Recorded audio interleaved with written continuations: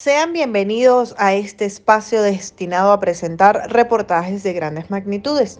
En este momento nos acompaña Carlos Peña y Génesis Muñoz, que son los autores del siguiente trabajo que trata sobre la crianza infantil y los efectos que tiene esta en su formación. A través del tiempo hemos podido diferenciar las grandes diferencias que se encuentran a través de las generaciones, ya sean por los avances tecnológicos, por la accesibilidad que han conseguido las personas a la hora de buscar información, y por otra que no es muy popular para hablar, que sería el método en el cual fuimos criados. La crianza es un método en el cual los seres humanos adquieren habilidades, características o costumbres de un núcleo familiar representado por dos figuras paternas, abriendo paso a un desarrollo de personalidades.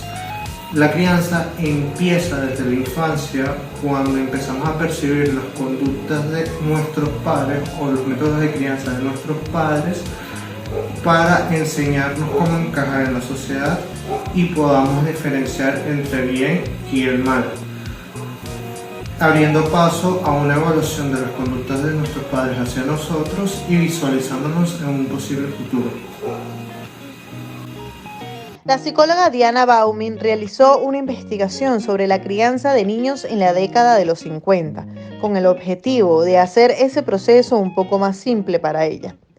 En su investigación logró clasificar los estilos de crianza en 4 tipos: permisiva e indulgente, permisivo no involucrado, autoritario y flexible o demócrata. Cada uno de los estilos tiene sus propias características y maneras de enfrentar conflictos entre padres e hijos.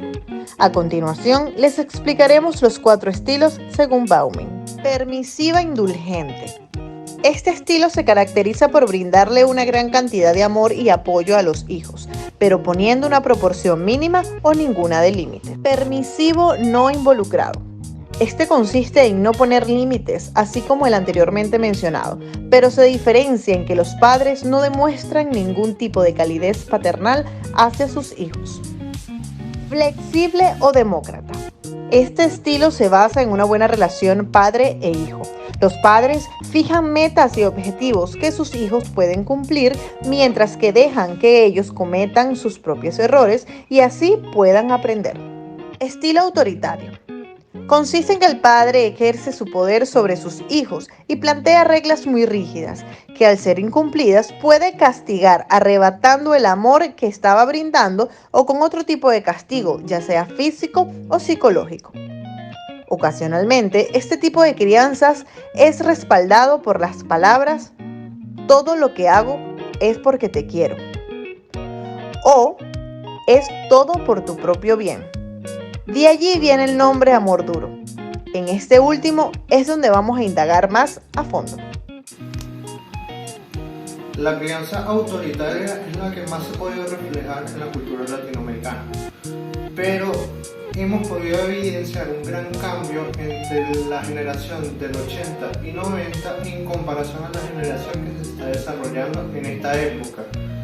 Y gracias a unos casos extremos. What are you doing? Layla! Layla! Oh, Layla! Leland, believe the TV works. You're gonna have to wait, okay? I gotta hook it up. Leland, no! No, you put that hammer back. That's a... You're dead shit. Oh my god! Leland, cover your life! Leland, give me the hammer. Leland! Nos hacemos la siguiente pregunta: ¿qué tan buena fue la crianza autoritaria y será bueno seguirla empleando de la manera que se estaba empleando en la cultura latinoamericana? Para poder conocer un poquito más los efectos que puede tener este estilo de crianza, tenemos que indagar más en este estilo. Para conocer un poco más del tema, nos acompaña una entrevista a la psicóloga y educadora en disciplina positiva familiar, Mariana Ponce. Mira, la crianza respetuosa, la crianza positiva, hay diferentes nombres como tú lo quieras ver y dependiendo del especialista que esté encargado de explicártelo, es la más recomendada.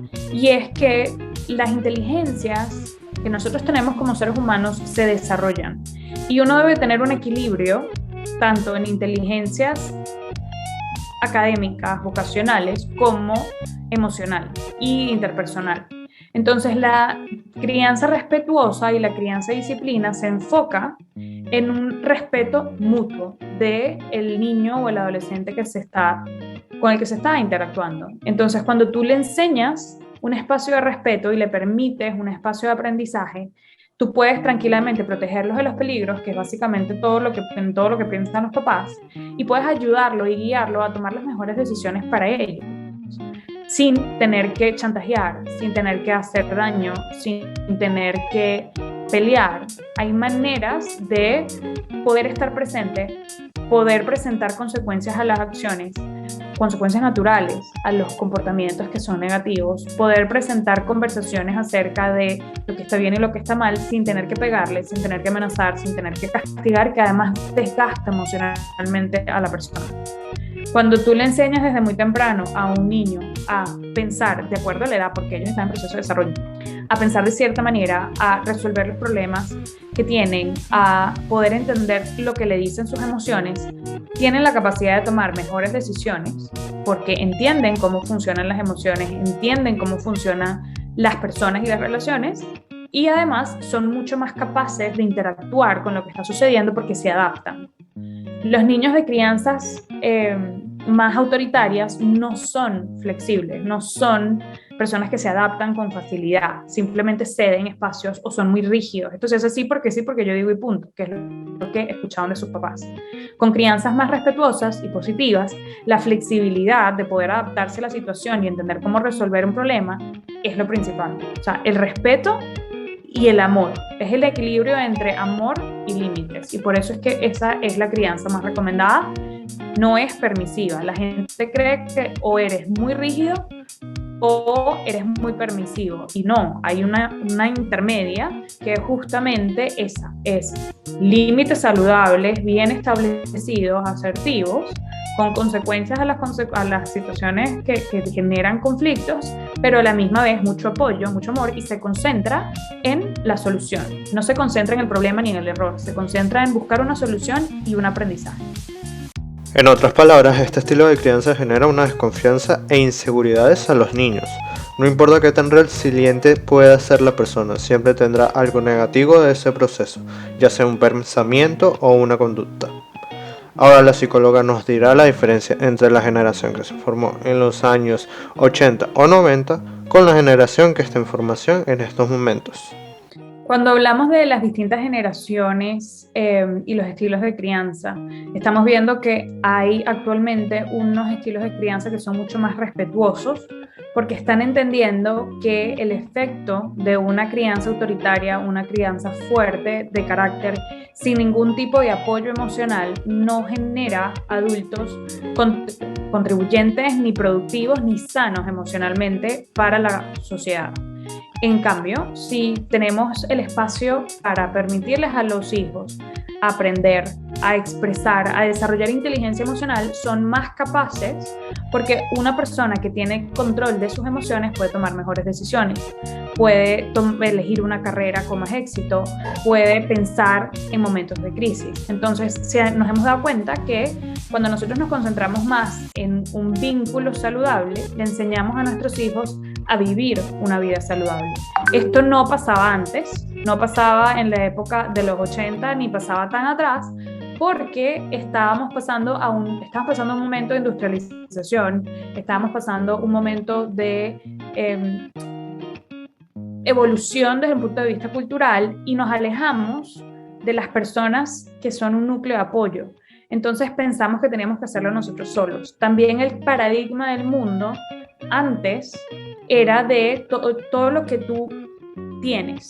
Tú tienes el sueño americano, tú tienes dinero, tienes trabajo, tú eres un médico, es una carrera, todo lo que tú tenías, todo lo que tú podías producir. Y los papás exigían muchísimo de los hijos porque el qué dirán era muy importante. La diferencia también ahorita es que ese paradigma ha cambiado a lo que tú eres. Ya no es lo que tú tienes, sino lo que tú eres como persona. Entonces, ahora es mucho más importante tu bienestar y eso se proyecta en la crianza que tú tienes y en las decisiones que tú tomas. Entonces los papás se están concentrando mucho más en promover ese tipo de crianza respetuosa ahorita, y antes era una crianza mucho más autoritaria porque había que cumplir con un status quo y había que cumplir con expectativas, y no se entendía que las relaciones de respeto son bidireccionales. Antes se pensaba que tú me respetas porque yo soy tu papá y punto. No, yo te respeto porque tú eres un ser humano y mereces respeto. Seas un adulto, seas un niño, seas un adolescente, todos merecemos respeto. Entonces yo te respeto porque eres una persona, no porque eres mi papá o eres una figura de autoridad.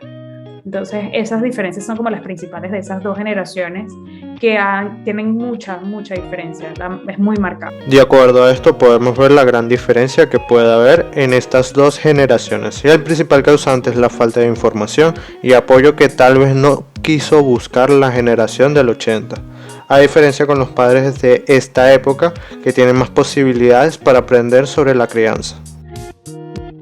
Mira, el amor duro genera muchos conflictos en los hijos.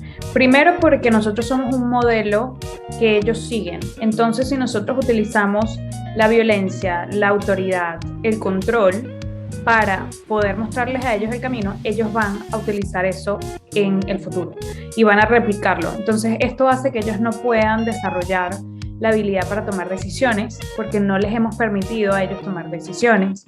Son tímidos, son inseguros porque no les hemos permitido el espacio de que experimenten y que prueben cosas nuevas. Por más que lo hacemos desde lo más profundo de nuestro corazón, una crianza autoritaria no es la más adecuada. Los niños al final aprenden a no confiar en los demás, no confían en ellos mismos tampoco, y tienen muchísima dificultad para manejar las emociones y se genera mucho resentimiento. Entonces lo que sucede después es que los papás comienzan a sentir que los hijos se están rebelando, y no es que se están rebelando, es que están tomando decisiones porque les corresponde y es parte del proceso natural. Entonces la crianza autoritaria o el amor duro lo único que genera es resentimiento, inseguridad y emociones negativas, porque estamos trabajando desde el control y desde justamente el miedo, que es una emoción negativa, y una emoción va a generar ese mismo efecto en la otra persona. El último estilo que estaba describiendo los psicólogos como el ideal era el estilo democrático flexible. Y esto es porque este se basa en tener una buena relación entre padre e hijo, y los mismos niños pueden aprender lo que está bien y mal explicado directamente por sus padres. Ahora tenemos a nuestro segundo entrevistado, llamado Jefferiers Hernández, de 35 años, profesional y padre de 2 hijos. Sí, la verdad que sí. O sea, cuando te pones a ver un poco hacia atrás y todo lo que has vivido y la forma en la que quizás nos criaron, somos 2 hermanos en este caso, sí, parto del hecho de que fue bastante autoritaria. Era una crianza en la que básicamente mi papá era el que tenía el rol de la persona que tomaba las decisiones, de la persona que decía lo que se iba a hacer, y en ese caso mi hermana y yo, que somos los únicos hijos, éramos los que estábamos siempre en esa disyuntiva y en ese cuestionamiento, pero interno. Nunca se nos permitió como expresarlo hacia ellos en ese momento. Mi papá, entre los dos, definitivamente era el más autoritario, siempre por ser el hombre de la casa y quizás por la forma en la que él fue criado en su momento. Era la persona que se encargaba de tomar las decisiones de la casa y de nosotros dos como hijos. Era la persona que siempre nos decía todo lo que teníamos que hacer, la forma en la que había que hacer las cosas, cómo teníamos que comportarnos, cómo teníamos que actuar ante distintas situaciones. A diferencia de mi mamá, que un poco más de sensibilidad en ese aspecto y tenía mucha más flexibilidad con la toma de decisiones.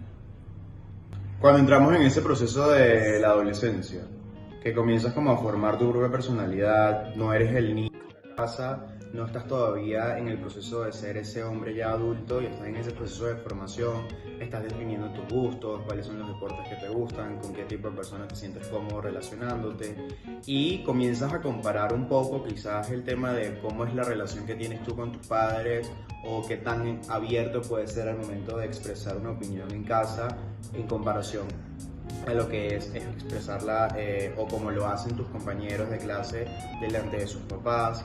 Comienzas a ver como las diferencias que puedes tener entre hijo y padre, porque ya no eres el niño y comienzas a ver como otro mundo y comienzas a tener otras experiencias que te hacen crecer un poco más y comienzas a formar ese criterio propio de vida. ¿A qué edad crees que fue eso, más o menos? O sea, ¿qué edad recuerdas haber tenido? Alrededor de los 12, 13 años, cuando estamos en ese proceso súper incómodo de la pubertad, que te estás formando como ser humano y ya como un pequeño adulto. Sí, alrededor de los 12 años, cuando estaba en el equipo de fútbol del colegio, comenzamos desde que teníamos 7, y era como la actividad que mi papá quería que yo hiciera. Era el deporte que él jugó y que él practicaba y que lo hacía feliz a él. Y que bueno, yo como niño seguí ese parámetro y esa conducta porque fue lo que me indicaba él, ¿no? Pero ya cuando comienzas a ver que no es el deporte que te gusta, que quizás jugando béisbol o jugando básquet te diviertes más, la pasas mejor con tus amigos y es realmente lo que te gusta y es un rato divertido, sobre todo cuando eres niño y estás en esa etapa que quieres hacer son las cosas que te gustan. Creo que ahí fue uno de los momentos más importantes porque conversándolo con él básicamente tenía la opinión de que solo se podía jugar eso, era el único deporte que había, era el deporte que yo tenía que jugar.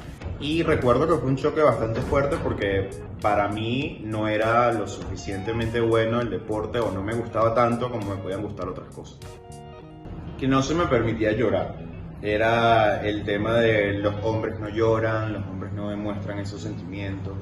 Entonces cuando eres niño y te caes o cuando ya empiezas a ir con niñas y ves ese primer amor y esa ilusión que todos vivimos cuando somos chiquitos y se acaba por cualquier razón y quieres expresar lo que sientes llorando o alguien te hizo algo en la calle o te sientes triste en algún momento y quieres como expresarlo llorando y desahogándote de esa manera y no se te permite, creo que era uno de los choques más grandes que tenía porque era la forma que tenía en ese momento y era la forma en la que veía que los seres humanos, sobre todo a mi alrededor, lo expresaban. Creo que ese fue uno de los momentos más, o fue una serie de momentos más decisivos en ese caso. ¿Qué te decía tu padre cuando te veía llorando? O cuando te vio llorando en varias ocasiones. Básicamente que los hombres no lloran. O sea, tiene como esa creencia y ese pensamiento quizás de un par de siglos atrás en el que los hombres no lloran y el que llora es porque es débil. Y al final del día somos todos seres humanos. La forma en la que tenemos de expresar ese sentimiento se basa en el llanto. O en llorar para poder sacarlo, para poder superarlo y poder seguir adelante. Incluso recuerdo con pérdidas familiares que era lo mismo, era la persona ya no está, la persona no la vas a poder ver todos los días y tu forma como de expresar eso se basa en el llanto porque además era lo que veía en casos como mi mamá. Y era complicado y era rudo que entras como en una disyuntiva, o sea, es como esto es lo que me hace bien porque me hace sanar la experiencia que estoy viviendo, el mal momento que estoy pasando, la caída que acabo de tener, pero mi papá, que es el ser humano que me está criando y es al que le debo la vida, me está diciendo que esto no es correcto. No, en este caso yo tengo 2 hijos, todavía están pequeños, pero sí hay mucha más flexibilidad en lo que se trata de mi esposo y yo con el tema de la crianza que le estamos impartiendo. Es una crianza mucho más participativa, mucho más en la que el niño realmente sienta que es parte de la familia y que lo estamos involucrando en la toma de decisiones. Comenzamos con cosas muy básicas como la ropa que le colocamos al momento de vestirlos. Las actividades que quieren realizar, que si bien están en una edad en la que son pequeños todavía, porque uno tiene 5 y el otro tiene 3, ¿qué deporte te gusta? ¿Te gusta el fútbol porque te gusta correr en el campo o te gusta un poco más estar en una cancha y jugar básquet o eres feliz en una piscina haciendo natación y compartiendo con otros niños? También la forma en la que se relacionan los niños ha cambiado muchísimo. La realidad también de la sociedad ha variado en el sentido de que ya los niños crecen de una manera mucho más rápida, se involucra mucho más la tecnología, entonces tienes que estar mucho más pendiente de ellos en ese sentido.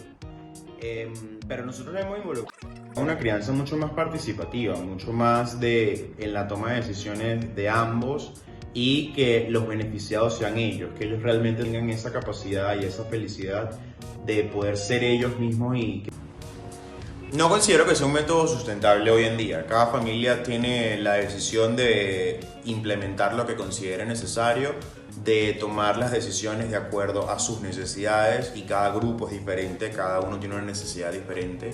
Me parece que hoy en día hay muchas técnicas mucho más flexibles, con mucha más tolerancia, con mucho más respeto, en el cual la persona, en este caso los niños, pueden sentirse más a gusto, pueden sentir que son parte del núcleo, pueden sentir que tienen una opinión propia, pueden sentir que son tomados en cuenta. Y por todas esas razones considero que no es un método aplicable hoy en día, no es un método que considere que está vigente. Con esto podemos sacar la conclusión que la crianza autoritaria, además de dar resultados, genera inseguridades y desconfianza en los hijos. Y no es lo ideal porque es lanzar los dados si tu hijo decide hacer algo bueno con todo lo que le estás enseñando o se hace un mártir, te culpa por todas las malas decisiones que tome de aquí hasta el día que lo supere, que puede suceder o no.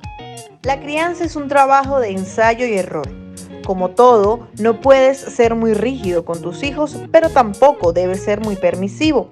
Se debe emplear la crianza democrática, donde se emplee una buena comunicación en ambas partes y respeto entre ambos como seres humanos. Este ha sido nuestro gran reportaje, gracias por acompañarnos, les ha hablado Carlos Peña y nos vemos en la próxima. Hasta luego.